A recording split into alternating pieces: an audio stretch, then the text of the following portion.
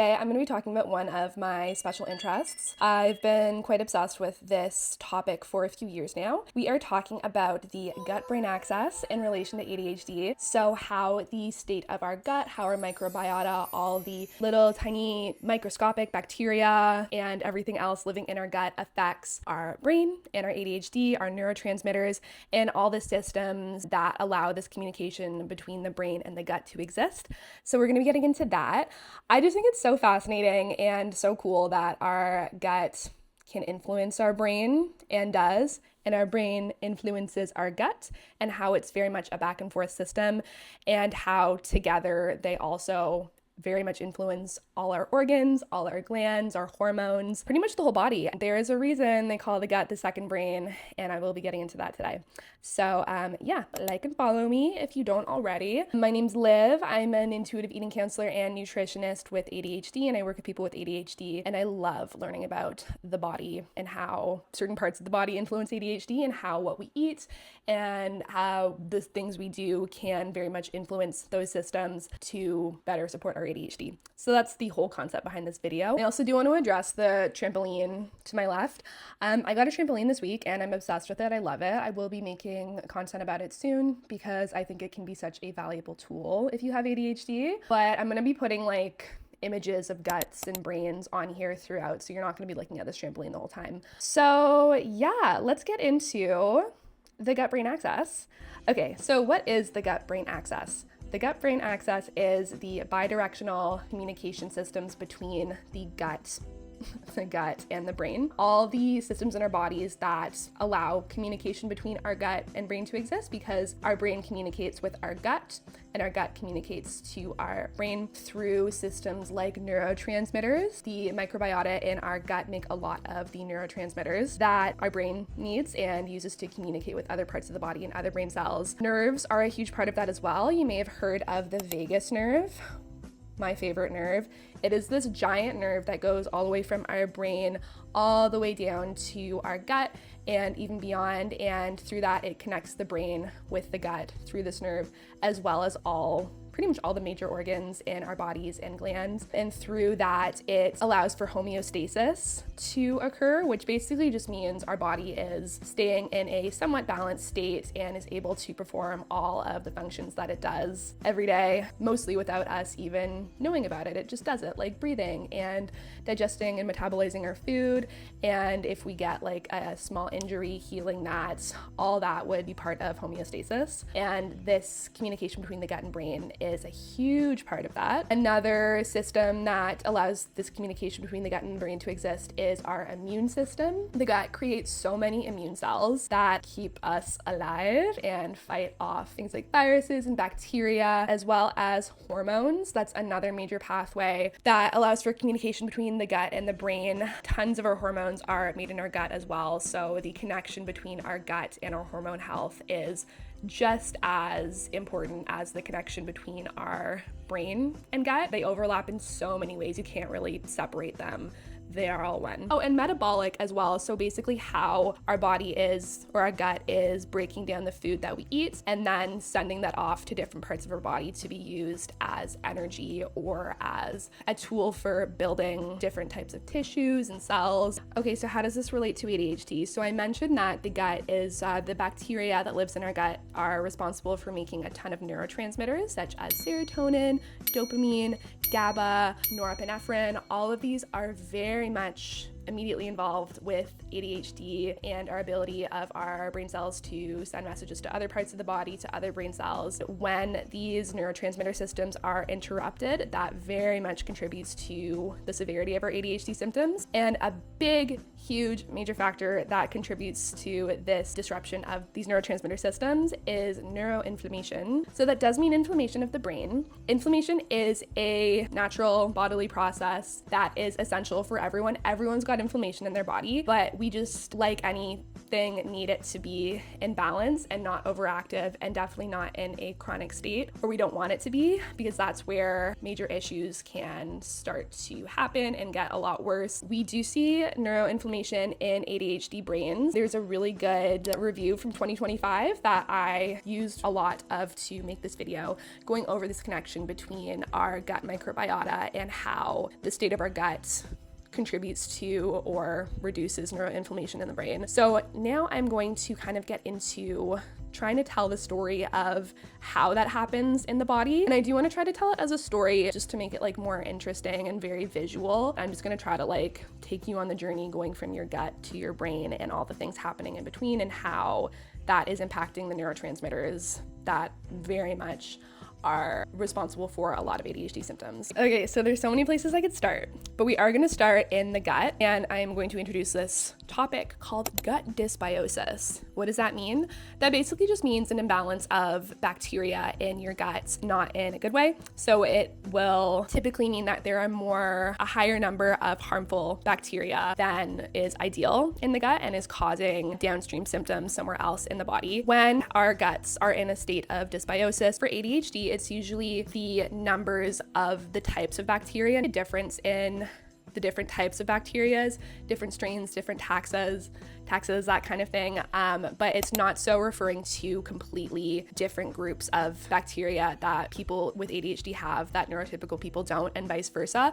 It's more so the abundance of those types of bacteria. So a lot of folks with ADHD will have much lower strains of certain bacteria that are much higher in neurotypical folks. And the other way around too, there will be a much higher relative number of certain bacteria in folks with ADHD that are lower in neurotypical folks or people without ADHD. And since these bacteria have so many roles in metabolism and specifically creating neurotransmitters and other types of ways the body communicates with other parts of the body, when these bacteria are out of balance, it can really impact the body's ability to communicate with other parts of the body. And that is coming back to that state of dysbiosis, of having too high a number of bacteria that are not helpful and actually maybe contributing to inflammation in the body and other things that are not helping the body. So when our gut is in this state of dysbiosis, of imbalanced bacteria, it can be a lot for the gut lining, and over time can really damage the gut lining. So the way digestion works is that it'll break down food in the stomach, and then in the small intestine, that's where most of our nutrients are broken down, and then a lot of them are going to be absorbed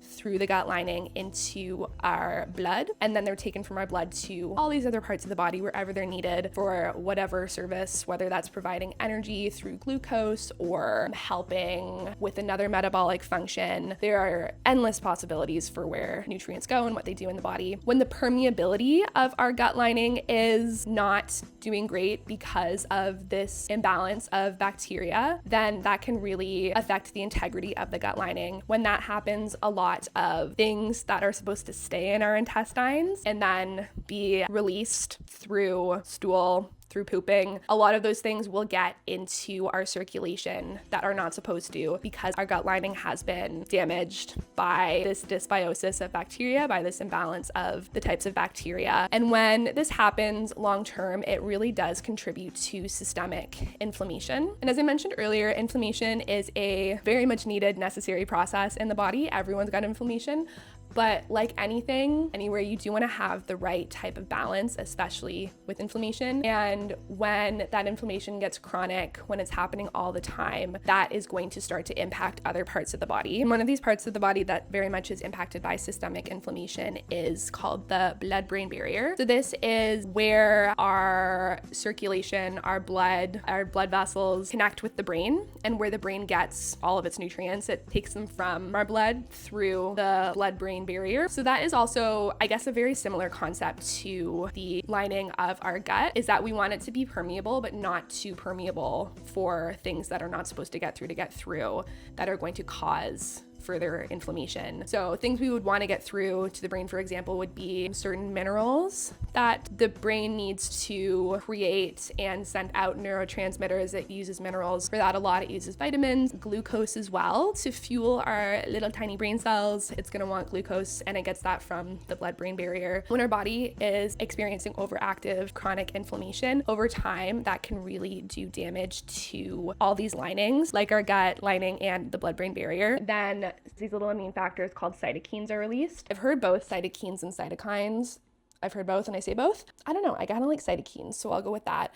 But those are released into our bloodstream that follows the inflammation response. And when they are pro-inflammatory cytokines, they increase inflammation. And when the blood-brain barrier integrity is compromised, as it almost always is going to be when there's chronic inflammation in the body, these cytokines and other factors in the blood that contribute to inflammation can get into the brain through the blood-brain barrier. And when that happens, that very much contributes to overactive neuroinflammation, inflammation of the brain. And when there is inflammation in the brain, it will affect our neurotransmitter systems and the brain's ability to effectively send these neurotransmitters to other brain cells and other parts of the body as a way of messaging and telling these other parts of the body what to do. So major systems, neurotransmitter systems that are affected that affect ADHD are dopamine, of course, classic. Also norepinephrine, another huge one that is very related to dopamine. We also have GABA. Both GABA and serotonin are also very much involved in ADHD, but they have more of, I guess, calming effect and kind of like keeping us calm, whereas dopamine and norepinephrine are more so related to motivation, seeing things through, that kind of thing. Also acetylcholine, which is a big one in memory. That one can very much be impacted as well by systemic neuroinflammation. Okay, so that was me attempting to explain how the microbiota in our guts influence the permeability of our gut lining and how that influences the inflammation levels ongoing in our body, and how that influences the integrity of our blood-brain barrier, and how that influences our neuroinflammation, which very much influences our neurotransmitter systems, which influences our ADHD. So yeah, I just think this stuff is fascinating. I love learning about the body. I think the more we learn about our bodies, the more empowered we are to make choices that support our bodies and our brains, and we're in a better place to do that, and I just think it's so interesting.